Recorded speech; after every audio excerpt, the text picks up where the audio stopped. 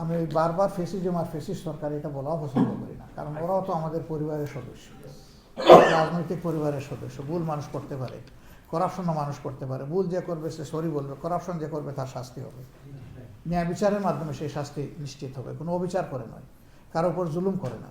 কিন্তু বারবার তাকে গালি দিতে হবে, এটাও আমি খুব ভালো মনে করি না। এই জন্য আমি বলবো, অতীতে যারা রাজনীতি করেছেন তারা রাইট করুন রং করুন, তারা তো করে গেছেন, এখন আমরা কি করব? তাদের নিয়ে শুধু পড়ে থাকলে আমাদের লাভ কী হবে? তারা যা করেছেন তার সাক্ষী জাকি হয়ে গেছে, জাতি বিচার করবে কি করবে না করবে। এখন আমরা কি করব জাতিকে, সেইটা তো আমাদের বলা উচিত। আমরা এই জায়গাটায় কমিটমেন্ট দিচ্ছি। আমরা বলতে আমি জামাত ইসলামের পক্ষ থেকে বলছি না, আমরা একটা পলিটিক্যাল ইনস্টিটিউশনের পক্ষ থেকে বলছি যে এমন একটা বাংলাদেশ চাই যে বাংলাদেশে ডিসপ্যারিটি থাকবে না। এটা রেস, রিলিজিয়ন, কাস্ট, পার্টি কোনো বিবেচনায় কোনো ডিসপ্যারিটি থাকা উচিত নয়। একজন সিটিজেন বাংলাদেশে জন্ম নেওয়ার পরে সে কোন দলের আর কোন ধর্মের এটা বড় বিষয় না, সে বাংলাদেশি সিটিজেন, এটা তার বড় পরিচয়। সুতরাং আমার যে রাইট আছে তারও সেই রাইট আছে। আমরা বারবার একটা কথা বলে আসছি, যদি মুসলমানদের মসজিদ পাহারা দেওয়ার দরকার না হয় তাহলে হিন্দুদের মন্দির পাহারা দেওয়ার দরকার হবে কেন?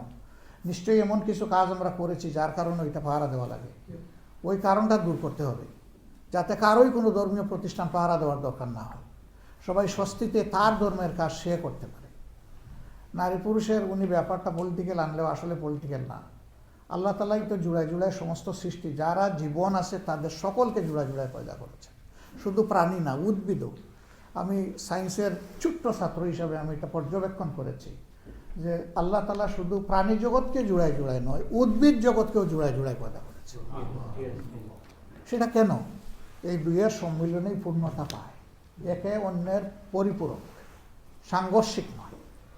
সুতরাং মাদেরকে বাদ দিয়ে, বোনদেরকে বাদ দিয়ে, মেয়েদেরকে বাদ দিয়ে আমাদের সমাজ উন্নত হবে, এটা বুকার স্বর্গবাস, এটা কখনো হবে না। তা আমরা কি করবো ওনাদের? অনেকে মনে করে যে ভাই বলেছেন যে আফগানিস্তান না, আরেক বোন আমাকে প্রশ্ন করেছিল সাংবাদিক যে এটা আফগান হবে না পাকিস্তান হবে। আমি বলছি না, ইনশাল্লাহ এটা বাংলাদেশ হবে, এটা আফগান হবে না পাকিস্তান হবে। সেই বাংলাদেশটা কেমন হবে? মারা কেমন থাকবে? আমরা বলেছি যে মারা তাদের যোগ্যতা দক্ষতা অনুযায়ী সকল পেশায় অংশগ্রহণ করবেন। দুইটা বাড়তি জিনিস, একটা হচ্ছে মর্যাদা আর একটা হচ্ছে সেফটি। এই দুইটার কোনোটাই নাই তাদের এখন সমাজে, এটা স্বীকার করতে আমার কোনো অসুবিধা নেই। সেই সমাজে আমরা দেখতে চাই যে ওই দুইটা জিনিসও তারা পাবে, সম্মানের সাথে দেশকে তারা মন প্রাণ উজাড় করে দেবেন। তবে তাদের প্রতি এখন অবিচার করা হয় আর একটা জায়গায়। একজন পুরুষ তিনি 8 ঘন্টা ডিউটি, একজন মহিলা তাকেও 8 ঘন্টা ডিউটি করতে হবে। তো তিনি যে মা, তিনি যে গর্ভে সন্তান ধারণ করেন, তিনি যে বাচ্চাকে বুকের দুধ খাওয়ান, বাবা তো এটা করে না, তাহলে এটা তো তার উপরে বার্ডেন, জুলুম। এমন একটা দেশ হওয়া উচিত যে তাদের প্রতি এই জায়গায়ও খেয়াল রাখতে হবে।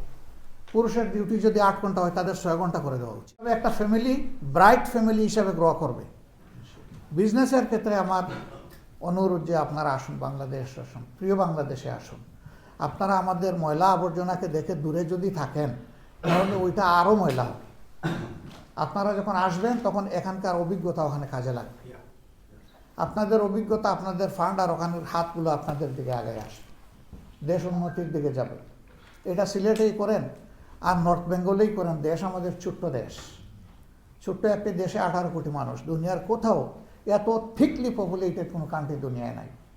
এটা একদিকে বলতে পারেন বোঝা, কিন্তু আমি দেখি এটা আমাদের সম্পদ, কারণ মানুষই তো আসল সম্পদ। এই মানুষকে আমরা বোঝা বানিয়েছি, আমরা সার্টিফিকেট বিতরণ করি কিন্তু মানুষের হাতে আমরা স্কিল তুলে দিই না। যদি এই যুবক যুবতীদের হাতে আমরা স্কিল হ্যান্ড পাওয়ার তুলে দিই তাহলে বাংলাদেশ চমকে যাবে, বদলে যাবে ইনশাআল্লাহ। আমরা ওই বাংলাদেশ চাই। আমরা তারুণ্য নির্ভর নয়, তারুণ্য সমৃদ্ধ বাংলাদেশ করতে চাই। এই আন্দোলনে তরুণরা তারা নেতৃত্ব দিয়েছে, আমি বারবার তাদেরকে স্যালিউট জানাই। 15.5 বছর আমরা ফিনিশিং দিতে পারি নাই, ফিনিশিং তাদের হাতে হয়েছে। সুতরাং তাদেরকে স্যালিউট দিলে আমি গর্বিত হব। বাবা হিসাবে, অভিভাবক হিসাবে আমাদের সন্তানরা এই কাজ করে দিয়েছে, আমরা গর্বিত, আলহামদুলিল্লাহ। আমি এদের জন্য দোয়া করি যে এদের এই মনোভাব, দেশপ্রেম এবং অন্যায় অসত্যের সাথে আপোষহীনতা, এটা যেন আল্লাহ আরও বৃদ্ধি করে দেন তাদের। তাহলে ইনশাল্লাহ আমরা একটা ব্রাইট এবং একটা অত্যন্ত স্ট্রং নেশন আমরা পাবো। আমাদের সারাউন্ডিংয়ে অনেক দেশ আছে, অনেকে সেই দেশগুলো নিয়ে ভাবে যে তারা যদি আমাদেরকে লাইক না করে, আমাদেরকে ফেভার না করে, আমাদেরকে অ্যাসিস্ট না করে তাহলে কি হবে। এটা ম্যাটার করে না। ম্যাটার করে একটা জাতি ইউনাইটেড কিনা। জাতি যদি ইউনাইটেড হয় সারা দুনিয়া তাকে সম্মান করতে বাধ্য, আর জাতি যদি ডিভাইডেড হয় তাহলে গরিবের বউ সকলের ভাবি, এটা মনে রাখতে হবে। বাবাও বলবে ভাবি কেমন আছেন, ছেলেও বলবে ভাবি কেমন আছেন, কারণ ভাবির তো প্রতিবাদ করার শক্তি নাই, তিনি দুর্বল, এই জন্যই সবাই তাকে ভাবি ডাকে। কিন্তু যখন তিনি সবল হবেন, কেউ মা ডাকবে, কেউ বোন ডাকবে, কেউ দাদি ডাকবে, ভাবি সবাই ডাকবে না। যে ভাবি ডাকার ডাকবে, কিন্তু সবাই ডাকবে না। আমরা তো এখন সকলের ভাবি, এই সকলের ভাবির স্টিগমা থেকে দেশকে বের করে আনতে হবে ইনশাআল্লাহ। এবং এই জন্য দেশে বিদেশে আমরা যারা আছি সবাইকে ইউনাইটেডলি ফাইট করতে হবে। আমরা দল ধর্ম যার যার থাকবে, কখনো মানব সভ্যতা এক হয়নি, হবে না, এটা সৃষ্টির প্রথম দিন থেকে। কিন্তু সবার প্রতি সবার জন্য মিউচুয়াল রেসপেক্টের জায়গাটা